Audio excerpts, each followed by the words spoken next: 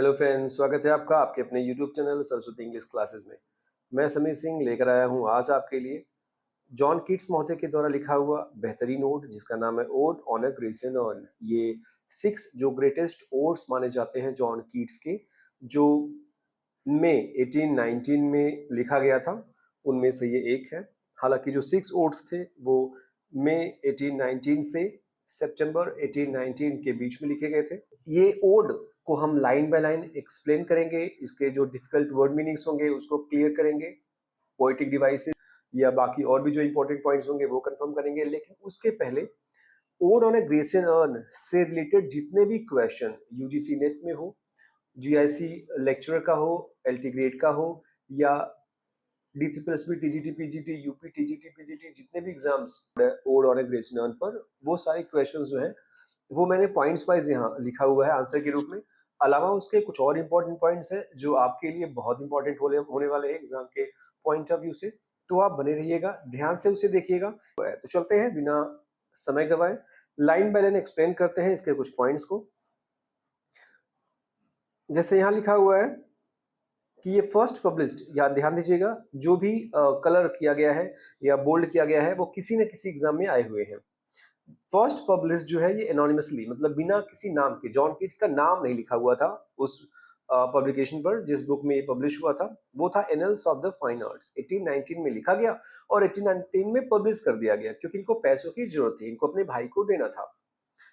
Letter included in Keats final poetry collection, और ये ध्यान दीजिएगा इसमें ये पब्लिश हुआ, ये नाम याद रखिएगा, Lamia Isabella the Eve of Saint Agnes and other poems, ये जो था इस कलेक्शन में ये आपका पोएम पब्लिश हुआ। 3 पोएम पब्लिश हुए थे इसमें, यानी 3 ओड पब्लिश हुए थे जिसमें मेलंकली था और नाइटिंगेल था। ये 1820 में पब्लिश हुआ। किसके द्वारा पब्लिश हुआ ये जरूर याद रखिएगा।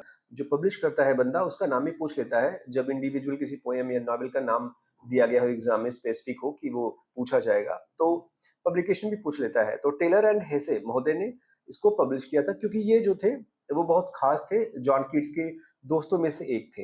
हालांकि बहुत सारे लोगों ने पब्लिश करना जो है वो मना कर दिया कि पब्लिश नहीं करेंगे हम, लेकिन ये महोदय जो थे वो सिंपैथी रखते थे, जॉन कीट्स के उस समय के हालात के बारे में वो ज्यादा जानते थे, इसलिए ये पब्लिश किए।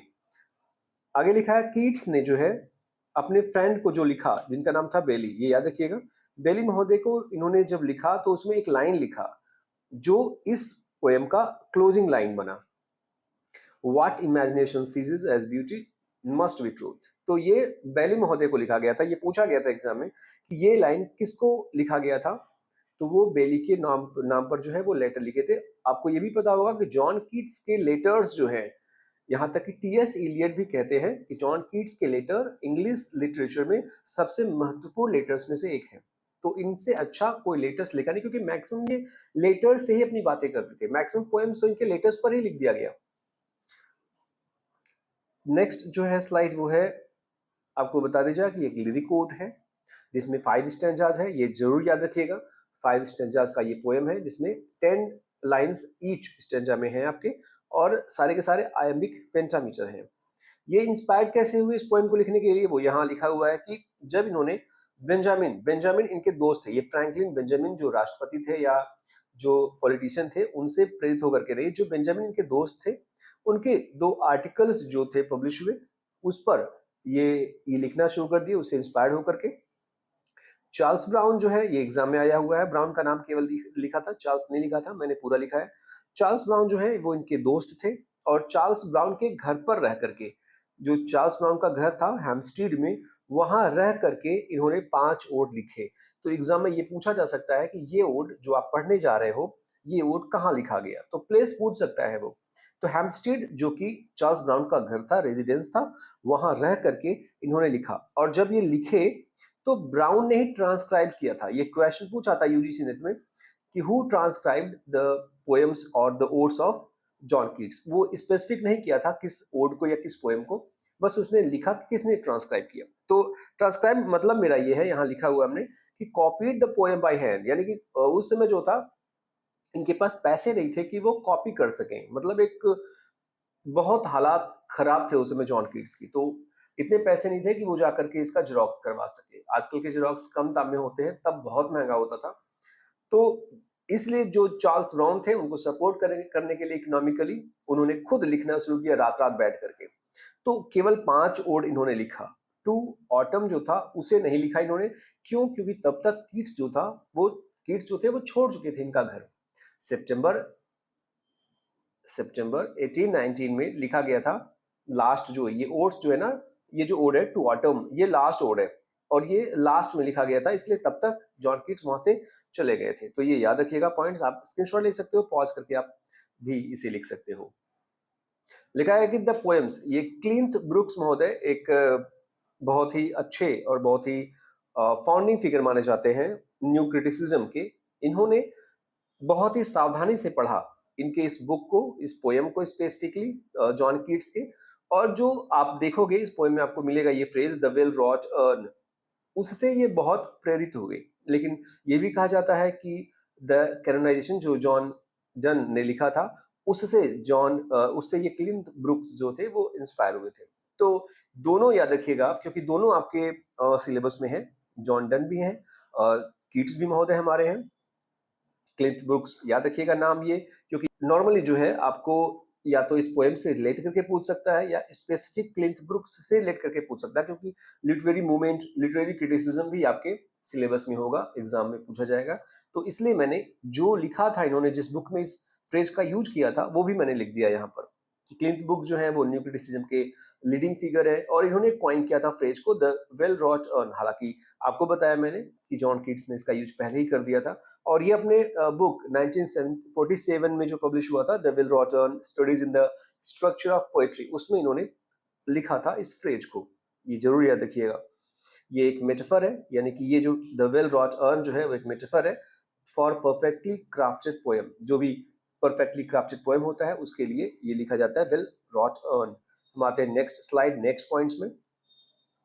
लिखा हुआ है यहाँ पे अलेक्जेंडर स्मिथ ने एक बार बोला था कि perhaps the most exquisite specimen of Keats था। तो ये कोट याद रखिएगा और नाम याद रखिएगा और ये याद रखिएगा कि जॉन कीट्स के किस ओड के लिए बोला गया है। ये रिचर्ड्स ने एक बार बोला था स्यूडो स्टेटमेंट्स इन पोएट्री। ये लिखा हुआ है कि ये लगता तो है होरेशियन ओड।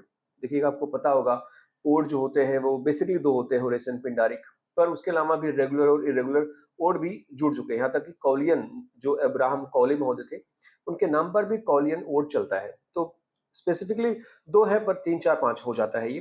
तो लगता तो ये पोएम है, पूछ सकता है कि ओड किस प्रकार का ओड है ये।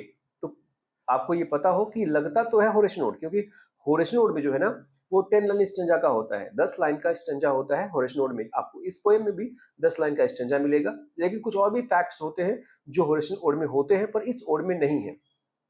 इसलिए स्ट्रिक्टली पैटर्न्स जो है होरेशियन ओड का फॉलो नहीं करता, ना ही होरेशियन का, ना ही पिंडारी का। इसलिए ये क्लियरली जो है क्लासिकल एग्जांपल है कॉविलियन का या इरेगुलर ओड का। तो आपको ये दोनों अगर पूछा जाए तो आप इन दोनों पर स्ट्रिक्ट रहिएगा कि या तो ये कॉवले महोदय के नाम पर बना है या कॉविलियन, या इरेगुलर ओड है ये जॉन कीट्स का लिखा हुआ। चलते हैं नेक्स्ट स्लाइड में। लिखा हुआ है कि this poem actually blends second person. ये पूछा जाता है पॉइंट ऑफ व्यू, किस पॉइंट ऑफ व्यू में लिखा गया ये। First person point of view, second person, third person, omniscient कोई पर्सन है, यानी कि बोल कौन रहा है, बोल किससे रहा है, नरेटर कौन है, ये स्पेसिफाई करता है ये पॉइंट ऑफ व्यू जो यहाँ लिखा हुआ है। तो ये सेकंड पर्सन और थर्ड पर्सन दोनों है। सेकंड थर्ड पर्सन क्यों है? क्योंकि सेकंड पर्सन इसलिए है क्योंकि पोएट डायरेक्टली तुम दाऊ दाऊ दी दी करके बात कर रहा है। ठीक है, दाऊदी दाइन आपको पता होगा ये आर्केइक वर्ड है, प्राचीन शब्द है यू का। तो यहाँ यू का भी यूज हुआ है, यानी कि वो सेकंड पर्सन है।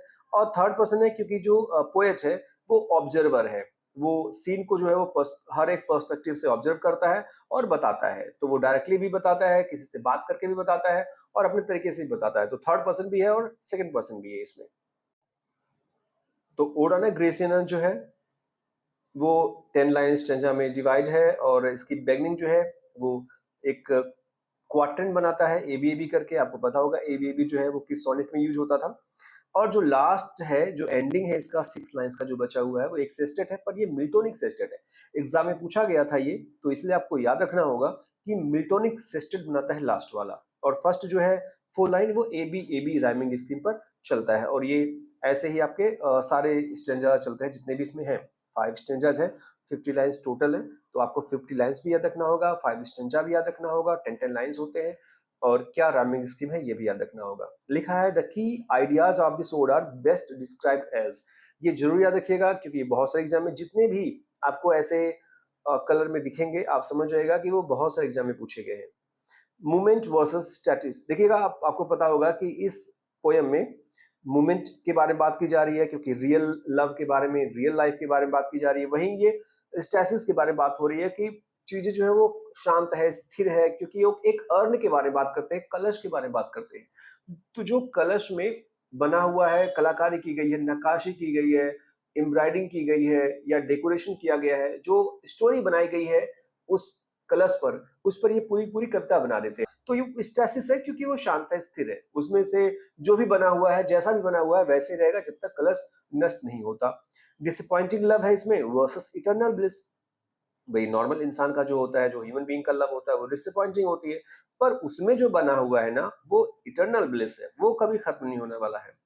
ब्यूटी वर्सेस ट्रुथ, आपको ये लाइन मिलेगा ये आपके पोएम में। तो ये आपका जो है ये 4 पॉइंट्स पूछा गया था, 1 2 3 4 जो आपको यहाँ रखा हुआ है, ये जरूर याद रखिएगा। इसे लिखा है Keats address the urn as an Attic shape, Attic shape कह के संबोधित करता है अर्न को, और लिखा है it means the earn was crafted in Greek, यानी कि ये जो अर्न है वो बनाया गया है ग्रीक में, ठीक है, ग्रीस भी बोलते हैं इसे।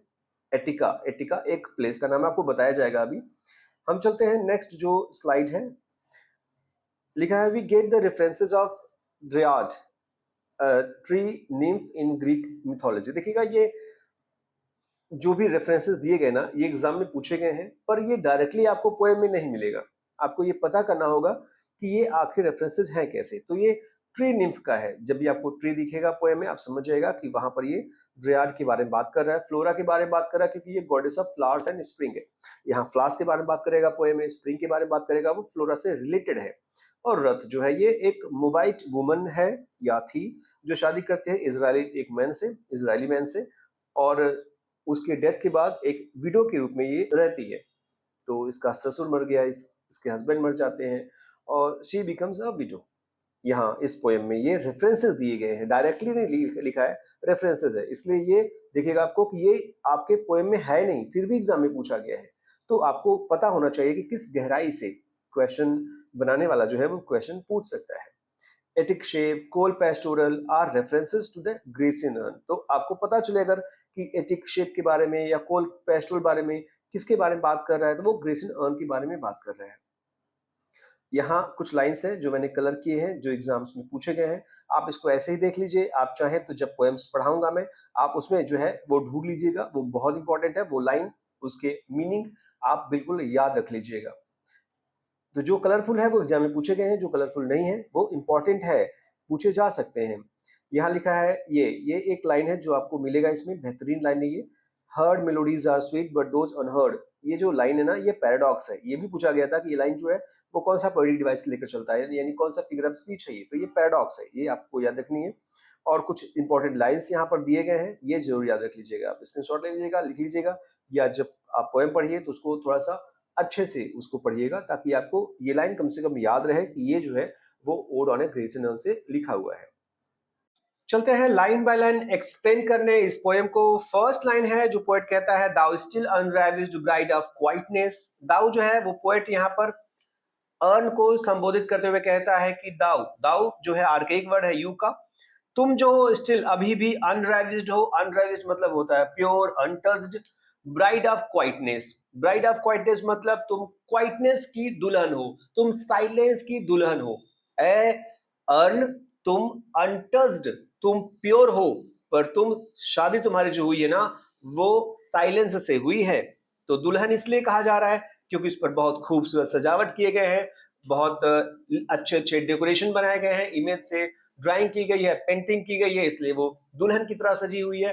पर वो क्वाइटनेस की दुल्हन है, शांति की दुल्हन है, क्योंकि वो बोल नहीं सकती, उसकी आवाज नहीं निकल सकती, क्योंकि वो पेंटिंग है, वो इंसान नहीं है, वो सजीव नहीं है।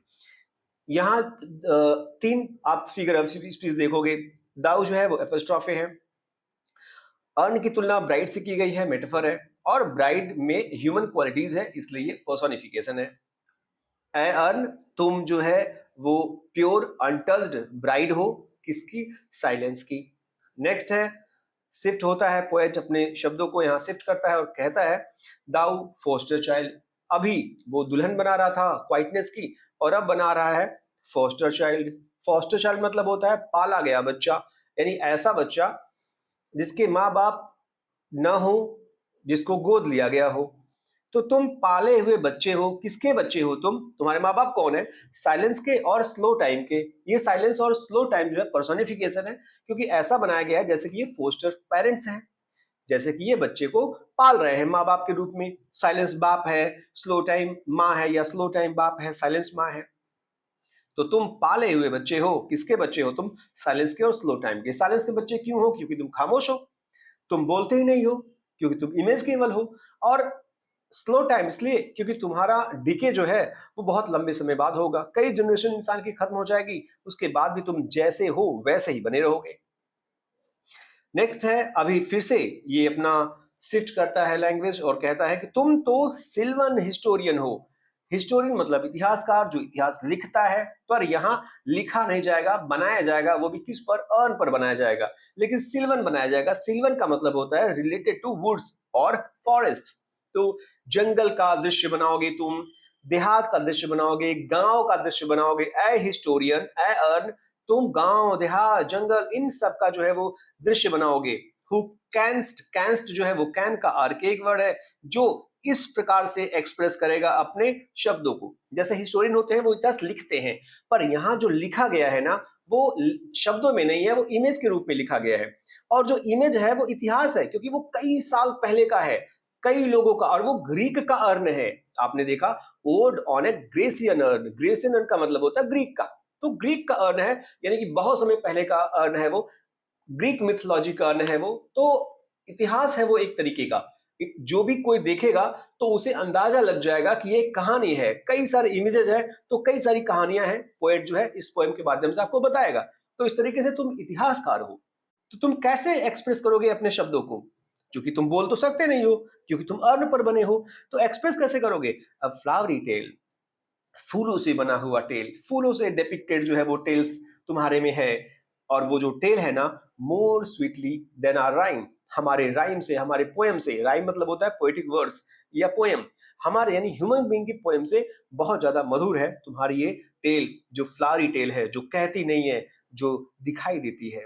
वाट leaf फ्रिंग्ड legend haunts about thy shape of deities or mortals। देखिएगा मैंने आपको बताया था कि इंजॉयमेंट है, इंजॉयमेंट के बारे में आपको बता चुका हूं मैं, ENJAMBMENT। इंजॉयमेंट जो है एक ऐसा फिगर ऑफ स्पीच होता है जो अपने लाइन को कनेक्ट करता है नेक्स्ट लाइन से, अगर उसे अर्थ निकालनी है तो। इसमें कोई कॉमा, कोई पंक्चुएशन मार्क नहीं होता है, कहने का मतलब है, और ये अपने अर्थ पर डिपेंड करती है नेक्स्ट वाली लाइन के ऊपर। तो व्हाट लीफ फ्रिंग्ड, फ्रिंग्ड मतलब होता है डेकोरेटेड, और लेजेंड का मतलब होता है मिथ या स्टोरी। आखिर ये पत्तों से जो डेकोरेटेड कहानी है ना, हाउंड्स मतलब यहां पर है सराउंडिंग, जो घिरा हुआ है तुम्हारे शेप के, तुम्हारे शेप के इधर उधर घिरा हुआ है, जो जो अर्न पर घिरा हुआ है, यहाँ वहां पत्तों से सजा हुआ, वो डेटीज हैं या मोर्टल्स के हैं या दोनों हैं? तो ये देवी देवताओं के शेप हैं या इंसानों के शेप हैं या दोनों के शेप हैं? जो कहानी तुमने पत्तों से सजा कर रखी है अपने ऊपर। मैं थोड़ा इमेज के माध्यम से समझाऊं, आपको शायद समझ में आ जाए। ये देखिएगा, ये लीफ से सजा सजा हुआ है, लीफ फ्रिंग्ड है ये, और ये गॉड्स है या ह्यूमन बीइंग्स है, मॉर्टल्स है, ये पोएट को समझ में नहीं आ रहा है, या ये दोनों हैं। तो ये कहानी है, कहानी ही तो है जो इस अर्न पर बना हुआ है। हम अगर देखेंगे, कोई भी हम इमेज देखते हैं तो हमें कहानी सी लगती है वो। तो पोएट इस तरीके से कहता है कि जो ये बने हैं, शेप जो बना है तुम्हारे अर्न पर, वो किसी देवी देवता के हैं, किसी मॉर्टल्स यानी ह्यूमन बीइंग्स के हैं, या दोनों के हैं? और अगर दोनों के हैं, कोई भी है, ये है कहाँ का सीन? क्योंकि हम इमेज देखते हैं तो हम अंदाजा लगाते हैं कि गोवा का सीन है जो तुम फोटो खिंचवाए हो, स्विट्जरलैंड का है, जम्मू कश्मीर का है, तुम्हारे घर के पीछे का है, कहाँ का दृश्य है ये, हम ये जानना चाहते हैं। तो चूंकि ये ग्रीक मिथोलॉजी है, तो ये ग्रीक के बारे में बात करता है पोएट, कहता है कि ये टेम्पे में है, ये दृश्य ये टेम्पे में है, जिस जहां पर ये देवी देवता खड़े हैं, फूल उल सजे हुए हैं, कहाँ का दृश्य है ये, या ये डेल्स ऑफ आकेजी है। देखिएगा, टेम्पे और आकेटी दोनों डेल्स हैं, दोनों घाटियां हैं और दोनों रूरल एरियाज के हैं। तो कहता है कि टेम्पे टेम्पे वैसे जो है ये अपोलो, जो ग्रीक मिथोलॉजी में एक देवता माने जाते हैं, तो अपोलो से एसोसिएटेड ये एक वैली है ग्रीक की। तो टेम्पे की सीन है ये, टेम्पे में ये देवी देवता है या आर्केडी की घाटियों में ये देवी देवता है। यहाँ एल्यूजन है, ALLUSION नामक फिगर ऑफ स्पीच। एल्यूजन का मतलब होता है एक प्रकार से संकेत देना। ये टेम्पे आर्केडी संकेत देता है कि ये ग्रीक मिथोलॉजी से रिलेटेड है। नेक्स्ट चलते हैं, What men are gods are these? आखिर ये किस प्रकार के आदमी हैं, किस प्रकार के देव देवता हैं ये सब जो बने हुए हैं तुम्हारे ऊपर अर्न पर। What maidens lot? Maidens मतलब होता है यंग अनमैरिड वुमन। ये जो खूबसूरत औरत या युवतियां जो बनी हुई हैं, ये लॉथ क्यों है? लॉथ मीन्स होता है अनविलिंग या रिलक्टेंट। ये अनिच्छुक क्यों है? किस लिए ये अनिच्छा जाहिर कर रही हैं? क्यों ये भाग रही हैं? ऐसा ही रिटोरिकल क्वेश्चन पूछता है इस पोएम में, इस लाइन में पोएट। फिर से रिटोरिकल क्वेश्चन कहता है व्हाट मैड परस्यूट। परस्यूट मतलब होता है पीछा करना, पागलपन वाला पीछा करना, मैड परस्यूट मतलब होता है। तो कैसा, किस प्रकार का ये पागलपन है जो पीछा किया जा रहा है उस औरत का जो भागना चाहती है, जो अनविलिंग है, जो रिलक्टेंट है। व्हाट स्ट्रगल टू एस्केप, ये किससे भागने का होड़ मचा हुआ है, कैसा ये संघर्ष है भागने का, बचने का। ये औरत जो है, युवतियां जो है, किससे बचना चाहती हैं, किस लिए संघर्ष कर रही हैं ये। वाट पाइप्स एंड टिम्ब्रल्स, किस प्रकार का ये पाइप्स और टिम्ब्रल्स बजाया जा रहा है। पाइप्स और टिम्ब्रल्स जो होता है एक प्रकार का म्यूजिकल इंस्ट्रूमेंट्स होता है। पाइप्स को नॉर्मली बांसुरी की तरह एक वाद्य यंत्र मानते हैं। तो किस प्रकार का ये म्यूजिकल इंस्ट्रूमेंट्स है जो बजाया जा रहा है वहां। व्हाट वाइल्ड एक्सटेसी, और किस प्रकार का ये वाइल्ड जॉय है, किस प्रकार की खुशियां लोग मना रहे हैं चिल्ला चिल्ला के, वाद्य यंत्र बजा बजा करके। यहां पर ध्यान दीजिएगा, सेंसरी इमेजरी यूज हुआ है इस लाइन में। और एक और इमेजरी शायद आपने ना सुना हो, रेटोरिकल, CRESCENDO, रेटोरिकल क्रेसेंडो नामक फिगर ऑफ स्पीच है ये। रेटोरिकल क्रेसेंडो वो होता है जब फीलिंग्स और थॉट्स जो होते हैं ना, धीरे धीरे क्लाइमेक्स तक पहुंच जाते हैं पोएम में। जब क्लाइमेक्स तक कोई पोएम में फीलिंग्स और थॉट्स धीरे धीरे जब पहुंचते हैं, तब होता है क्रेसेंडो। जैसे इस पोएम में नॉर्मली पूछता पूछता पूछता पूछता अब यहाँ पे वाइल्ड एक्सटेसी पे आ गया कि ये पागलपन कैसा, कैसा वाद्य यंत्र बज रहा है, क्यों बज रहा है, क्यों भाग रहे लोग, आखिर जानना चाहता है पोएट। नेक्स्ट स्टैंजा में चलते हैं। ये ध्यान दीजिएगा, ये वो मान लीजिए युवतियां हैं, ढेर सारी हैं, चूंकि अन ऐसा है कि उस पर नहीं पता चलेगा ढेर सारी कितनी है। और ये महोदय हैं जो उसका पीछा कर रहे हैं, ये अनिच्छुक है, ये रिलेक्टेंट है, नहीं चाहती है उससे बात करना मिलना या जो भी है। और ये महोदय किसी पेड़ के नीचे बैठ करके जो है वो बजा रहे हैं, पाइप्स बजा रहे हैं, टिम्बल्स बजा रहे हैं या बांसुरी बजा रहे हैं कुछ, और अजीब सी खुशियां मना रहे हैं कुछ और भी लोग। कुछ और इमेजेस हैं जो खुशियों वाला है, जो इसमें नहीं दिखाया गया है। हम चलते हैं नेक्स्ट लाइन में। लिखा है heard melodies are sweet but those unheard are sweeter. सुनी हुई जो धुन होती हैं, मेलोडीज मतलब धुन, ट्यून्स, वो मधुर होती हैं, पर जो नहीं सुनी जाती हैं वो ज्यादा मधुर होती हैं। जैसे हम होते हैं, ये कहावत भी है कि दूर का ढोल सुहावना होता है। अगर पास में कोई बाजा बज रहा है, गाना बज रहा है तो हमें अच्छा लगता है, पर जो नहीं सुना जाता है, जैसे कि नहीं सुनने का मतलब है अन पर जो बना हुआ है म्यूजिशियन, जो युवा जो बजा रहा है पाइप्स को या टिम्ब्रल्स को, वो हम नहीं सुन सकते, पर हम अंदाजा लगा सकते हैं कि ये अच्छा बजा रहा होगा या बहुत अच्छा बजा रहा होगा। तो इस तरीके से जो कवि कहता है कि फिजिकल जो ट्यून है उससे ज्यादा जो है वो स्पिरिचुअल ट्यून जो है वो मधुर होता है। देयरफॉर, इसलिए ये सॉफ्ट पाइप्स प्ले ऑन, ये माने होता है यू, ये आर्केइक वर्ड है। Soft pipes, you soft pipes, कोमल पाइप्स, कोमल बांसुरी, तुम बजते रहो। ये अपस्ट्रॉफे है क्योंकि यहां ऐसे कहता है वो पाइप से मानो कि वो कोई सजीव हो। और इसमें जो है वो दो फिगर ऑफ स्पीच है। पहला है पैराडॉक्स। पैराडॉक्स तो एग्जाम में पूछा गया है कि heard melodies are sweet but those unheard are sweeter, कौन सा फिगर ऑफ स्पीच है। तो ये पैराडॉक्स है क्योंकि हार्ड मेलोडीज का उल्टा दिया है अनहर्ड।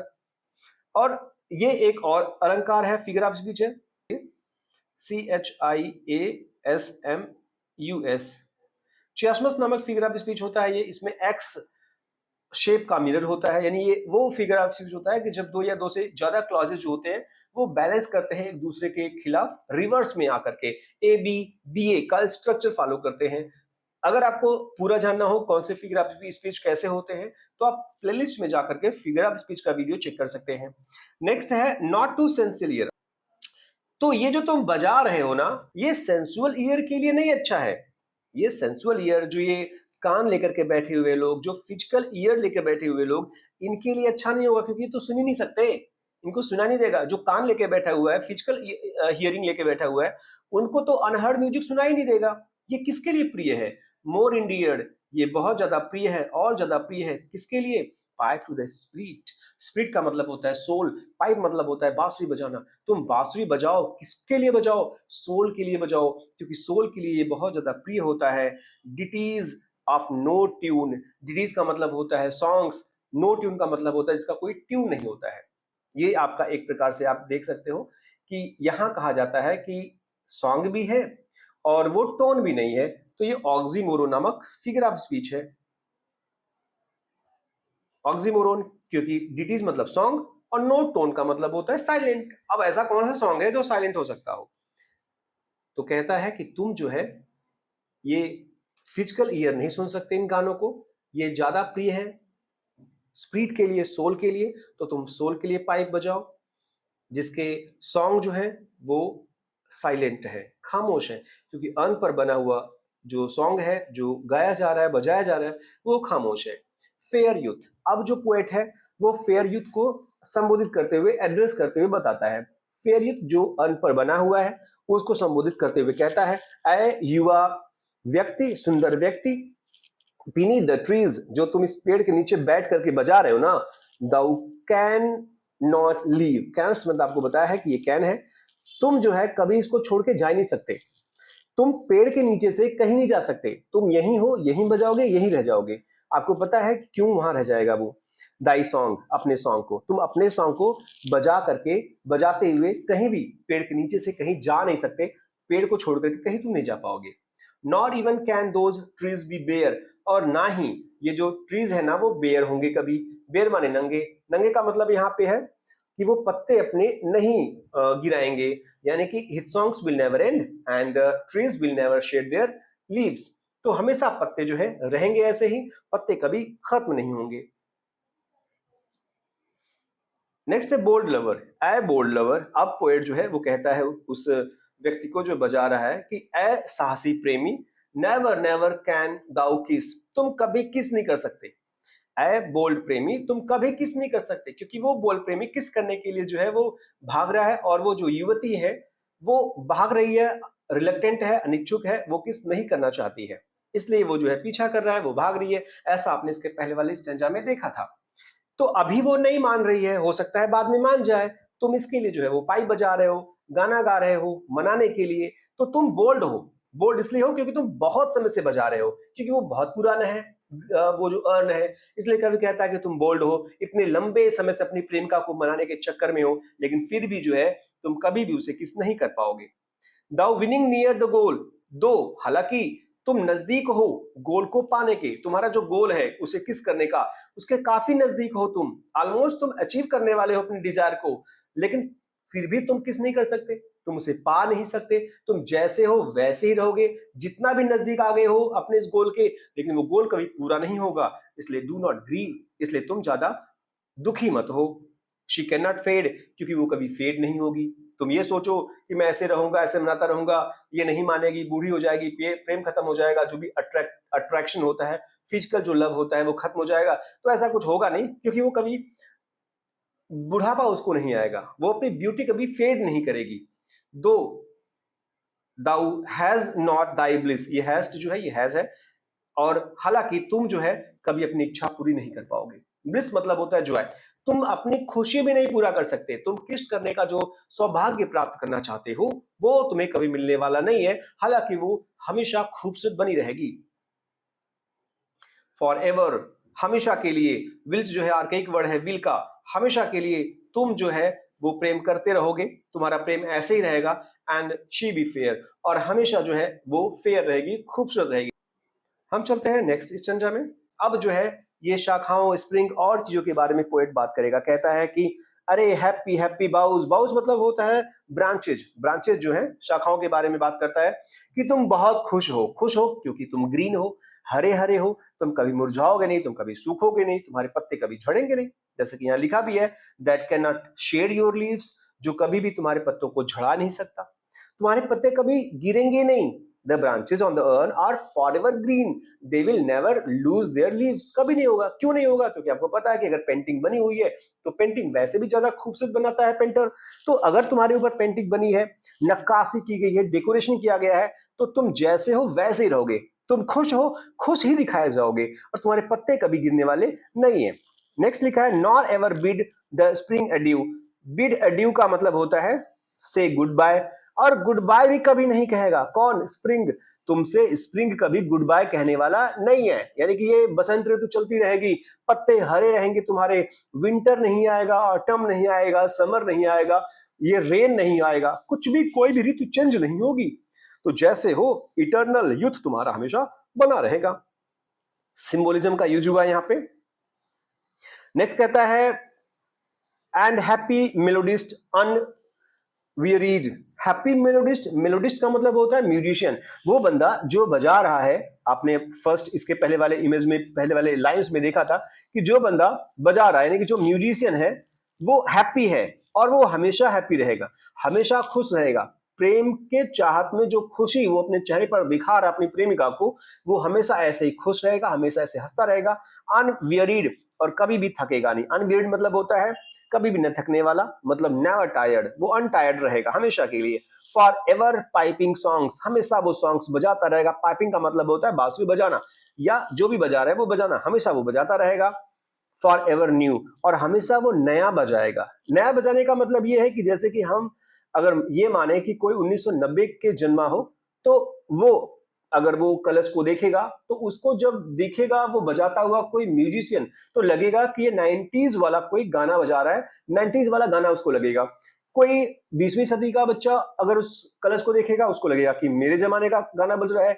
21वीं शताब्दी का बच्चा देखेगा तो लगेगा कि अभी भी जो नया रिसेंट सैयारा टाइप का गाना आया है उसका बजा रहा है ये। तो इस तरीके से जब भी जिस जनरेशन में कोई देखेगा उसको वैसे ही उसी जनरेशन में ये गाना लगेगा, तो ये हमेशा नया लगेगा, हमेशा फ्रेश गाना लगेगा जो वो गा रहा है या बजा रहा है। मोर हैप्पी लव, और तुम्हारा जो हैप्पी है लव वो हमेशा हैप्पी रहेगा। मतलब जो तुम प्रेम करते हो अपनी प्रेमिका से, जो प्यार तुम्हारा है वो हैप्पी रहेगा। मोर हैप्पी हैप्पी लव, हमेशा खुश खुश रहेगा। ये रेपिटेशन है और एक्सक्लामेशन भी है कि तुम्हारा प्यार जो है हमेशा सुखी रहेगा। यानी कि पोएट इस विश्वास पर बल देता है कि जो इंसानों का प्रेम होता है ना, ये मॉडल बींग्स का, ये अधूरा होता है, ये अस्थिर होता है, ये टेम्परेरी होता है, और ये दुखद प्रेम में जाकर के खत्म होता है, इसका अंत दुखद होता है। लेकिन तुम्हारा प्यार चूंकि तुम पाए ही नहीं हो, तुम्हारी कोशिश अभी जारी है, इसलिए तुम्हारा प्यार ऐसे ही हैप्पी रहेगा लाइफ टाइम तक। For ever warm and still to be enjoyed, और तुम्हारा जो प्रेम है वो वार्म रहेगा। वार्म का मतलब है पैशनेट रहेगा, क्योंकि जब किसी को नहीं मिलता है वो प्यार तो पैशनेटली वो उसे प्यार करता है, पाने की कोशिश करता है। और इंसान जो होता है प्रेम पा जाने के बाद वो उब जाता है उससे।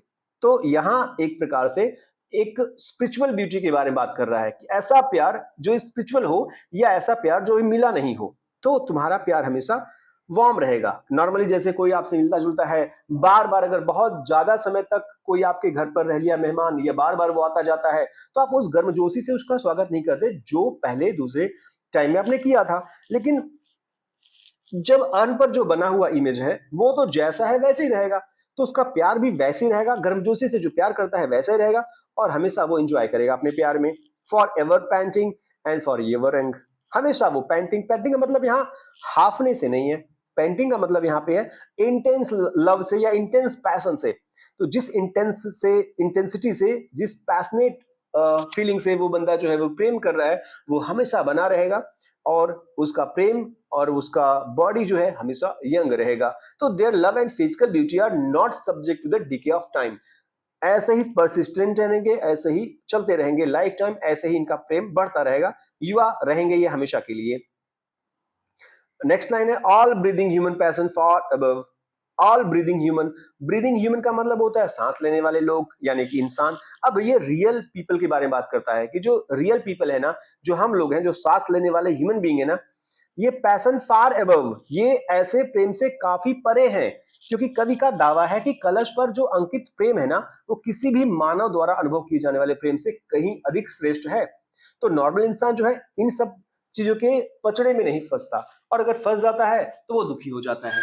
कैसे दुखी होता है वो दुख आपको जो है वो अगले कुछ लाइन में पोएट दिखाएगा। यहाँ that leaves a heart sorrowful, high sorrowful, जो इंसान को बहुत दुख देता है। मतलब यहाँ पे जो है ये पोएट एक तरह से बताता है कि जब प्रेम किसी को नहीं मिलता है तो वो बहुत दुखी होता है।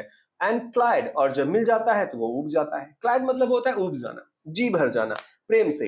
नॉर्मली प्रेम से ही की बात हो रही है, वैसे भी किसी भी चीज की जब अति हो जाती है तो वो जी भर देता है। और ये बात हो रही है अट्रैक्शन से, फिजिकल लव से, कि जो इंसान फिजिकल लव करता है, फिजिकल पैशनेट होता है किसी को पाने के लिए, तो अगर नहीं मिलता है तो दुखी होता है, और मिल जाता है तो कुछ समय के बाद वो उब जाता है उससे। अब बर्निंग फॉरहेड, और उसके बाद शुरू होता है एक प्रकार से कॉन्सिक्वेंसेज, नेगेटिव कॉन्सिक्वेंसेज, जो रियल ह्यूमन लव है, पैशन है, उसके बारे में बात करता है पोएट। एक फिजिकल इमेजरी का उपयोग करते हुए यह दर्शाता है कि किस प्रकार मानवीय इच्छाएं जो है पीड़ा का कारण बन सकती हैं, और कौन कौन सी पीड़ा होती है उसको। बुखार होता है, प्यास लगती है, लालसा होती है, टंग सूख जाता है इंसान की। तो ये कष्ट मिलता है इंसान को, फिजिकल सफरिंग है इंसान की जब कोई प्रेम में पड़ता है फिजिकली, तो बुखार, सर्दी, जुकाम सब हो जाता है। चलते हैं नेक्स्ट स्टेंजा की तरफ। पोएट है यहाँ पूछ रहा, हु आर दीज, कौन है ये लोग, कमिंग, जो आ रहे हैं, टू द सेक्रीफाइस, सेक्रीफाइस के लिए, बलिदान के लिए कौन कौन से लोग हैं जो आ रहे हैं। टू व्हाट ग्रीन अल्टर, और ये ग्रीन अल्टर कौन सा है, किस चीज़ का है। ये अल्टर मतलब होता है बल की वेदी, ये ग्रीन अल्टर जो है वो क्या है, क्यों बल की वेदी की तरफ लोग बलिदान के लिए आ रहे हैं। ओ मिस्टीरियस प्रिस्ट, ए रहस्यमय पुजारी। तभी अचानक से उसको पुजारी दिखता है उस अर्न पर बना हुआ, और पूछता है, अरे रहस्यमय पुजारी मुझे बताओ ये लोग हैं कौन, और अल्टर की तरफ क्यों जा रहे हैं ये लोग। फिर वो देख लेता है किसी जानवर को, तो वो कहता है, लीड्स दाउ, यानी कि leading, you are leading, thou means you, तुम तो लीड कर रहे हो। दैट हेफर, उस हेफर को लेके जाने में। हेफर का मतलब होता है बछड़ी, गाय के बच्चे को कहा गया यहाँ पे बछड़ी, बछड़ा नहीं। लोइंग का मतलब होता है मूविंग, यानी रंभाना। एट द स्काईज, आकाश की तरफ, आकाश की तरफ देख करके जो बछड़ी रंभा रही है उसको लेकर के ये लोग कौन हैं जो जा रहे हैं अल्टर की तरफ। कि and all her silken flanks, उसके जो सिल्कन फ्लैंक्स है, जो सिल्की उसके बॉडी पार्ट है। फ्लैंक्स मतलब होता है पार्श्व भाग, यानी कि रिब और हिप के बीच का हिस्सा जो होता है जानवर का। सिल्कन मतलब सिल्की, बछड़ी को आपने टच किया होगा, सहलाया होगा तो पता होगा आपको कि बॉडी उनकी बड़ी सिल्की होती है। तो उसके सिल्की हिस्से पर, उसके भाग पर जो है, बॉडी पार्ट पर, ये जो गार्लैंड का फूल माला जो है, ड्रेस्ड मतलब होता है डेकोरेटेड या ड्रेस्ड, तो उसके रेशमी शरीर पर फूलों की मालाएं जो सजी हुई हैं, सजा करके उसे क्यों लेके जा रहे हो, कौन कौन है ऐसे लोग जो लेके जा रहे हैं। रिटोरिकल क्वेश्चन पूछा जा रहा है यहाँ पर। व्हाट लिटल टाउन, और अब जो है पोएट शिफ्ट करता है अपनी बातों को और कहता है, कौन सा छोटा शहर है ये, बाय रिवर, जो नदी के किनारे है या समुद्र के किनारे। शोर माने होता है किनारे, नदी या समुद्र के किनारे बसा हुआ ये कौन सा छोटा सा शहर है। शहर के बारे में वो नहीं जानता है, क्योंकि शहर भी दिख रहा है छोटा सा बना हुआ उस अर्न पर, तो इसलिए वो हर एक इमेज को पूछना चाहता है क्वेश्चन के माध्यम से। कहता है, और या अगर मुझे सही से समझ में नहीं आया हो कि नदी किनारे है या समुद्र के किनारे बसा हो, या हो सकता है कि ये माउंटेन बिल्ट हो। माउंटेन बिल्ट का मतलब होता है कि पहाड़ी क्षेत्र में बसा हुआ। विद पीसफुल सिटाडेल, सिटाडेल का मतलब होता है फोर्ट्रेस, दुर्ग या किला। पीसफुल माने शांत, शांत इसलिए क्योंकि वहाँ युद्ध नहीं हुआ है, अछूता है वो युद्ध से।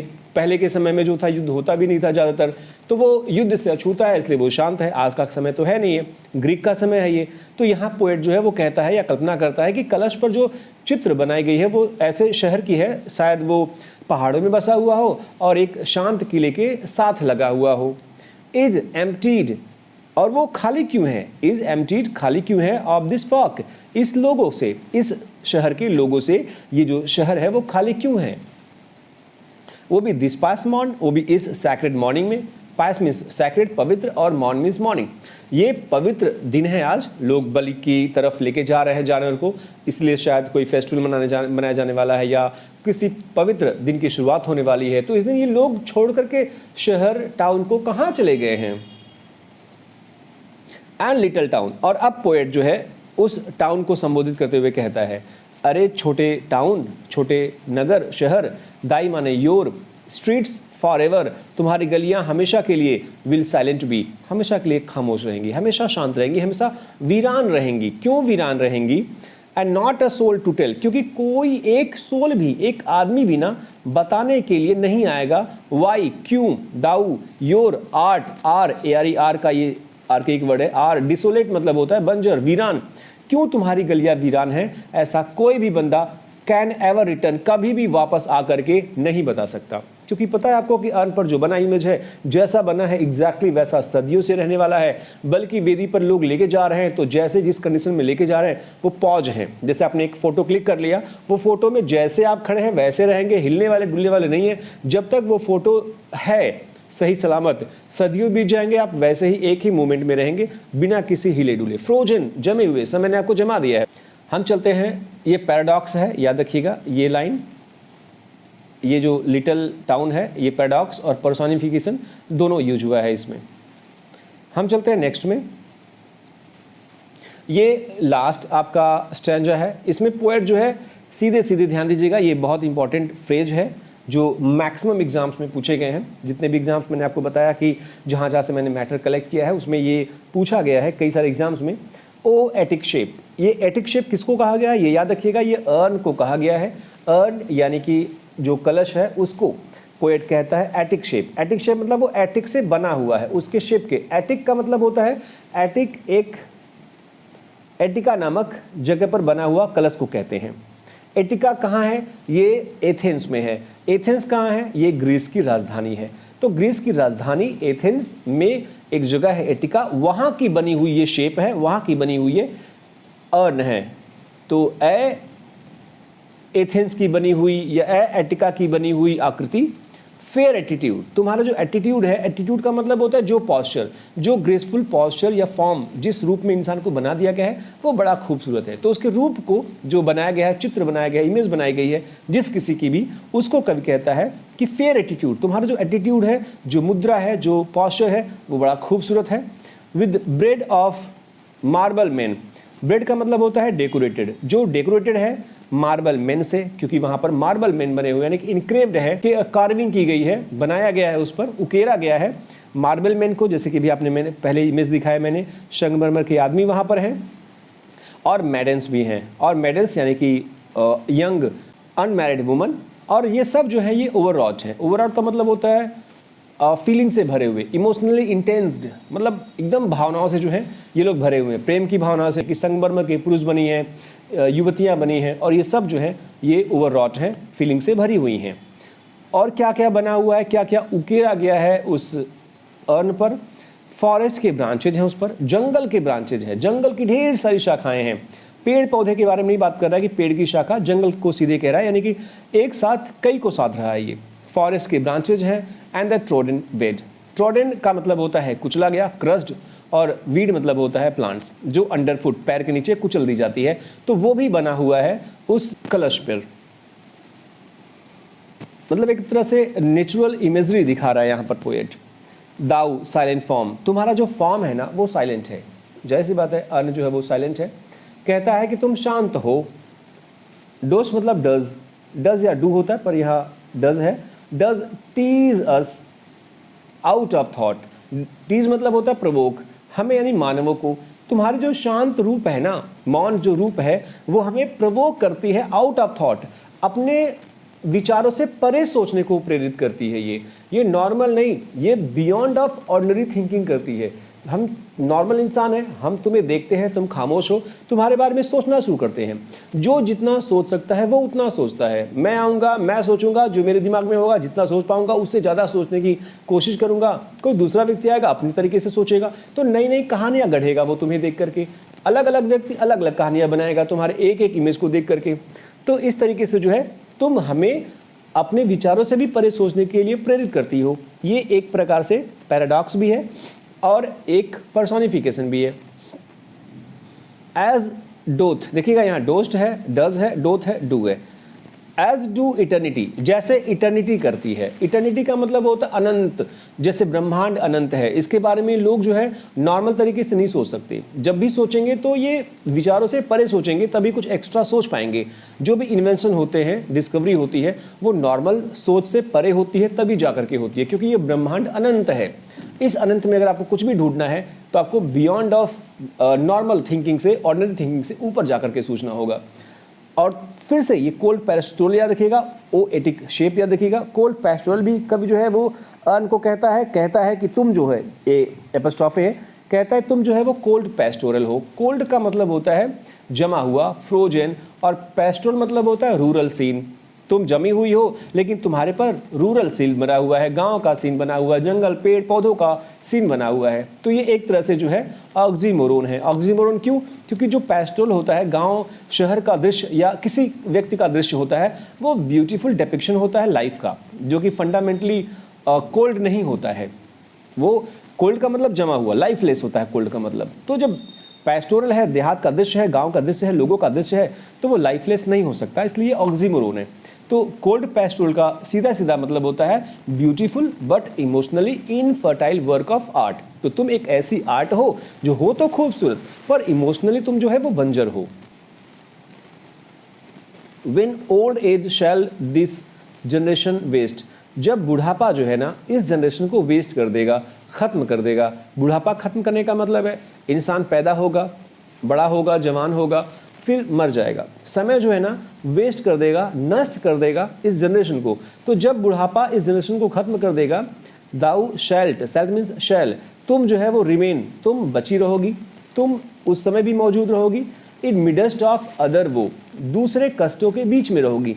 जो दूसरे कष्ट हैं मानवों के, उनके बीच में तुम पाई जाओगी। देन आवर्स, हमारे कष्टों की अपेक्षा दूसरे कष्टों में, यानी कि फ्यूचर के कष्टों में तुम पाई जाओगी। हमारा तो कष्ट खत्म हो जाएगा, लेकिन जो फ्यूचर ह्यूमंस आएंगे, जो फ्यूचर जनरेशन आएगी, उनके बीच में तुम तब भी पाई जाओगी।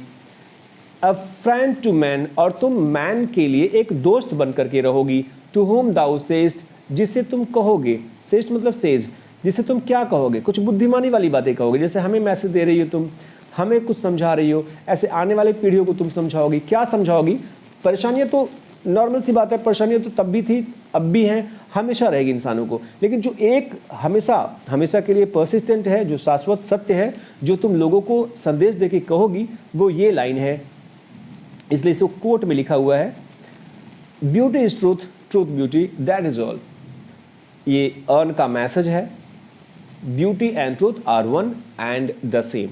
सौंदर्य ही सत्य है और सत्य ही सौंदर्य है, ये सेम है और ये एक है।